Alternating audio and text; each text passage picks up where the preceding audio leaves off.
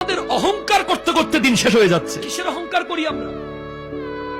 আমার বলতে কি আছে বলেন? জন্ম দিয়েছে আরেকজন, শিক্ষা দিয়েছে আরেকজন, চাকরি দিয়েছে আরেকজন, চলতে শিখিয়েছে আরেকজন, বলতে শিখিয়েছে আরেকজন, মরার পরে কাফন পরাবে আরেকজন, নাম দিয়েছে আরেকজন, কবরে শোয়াবে আরেকজন, মাটি দেবে আরেকজন, বাঁশ দেবে আরেকজন, বেড়া দেবে আরেকজন। নিজের কি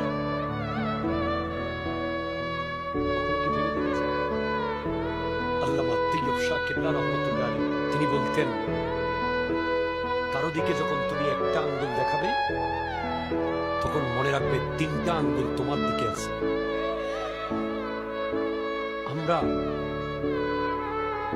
আরেকজনের ব্যাপার নিয়ে, আরেকজনের জায়গা, আরেকজনের জমি, আরেকজনের দেওয়া ক্ষমতা, এটা নিয়ে যেই বাহাদুরি করি, আজকের দিনে আমাদের চোখ অন্ধ হয়ে গেছে অহংকারে অহংকারে।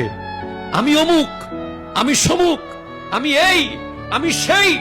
অথচ স্পষ্ট মনে রাখতে হবে আমি এসেছি একটা ফোঁটা থেকে, আবার চলে যাব সেই মাটির ভিতরে। ঠিক কিনা কথা বলেন?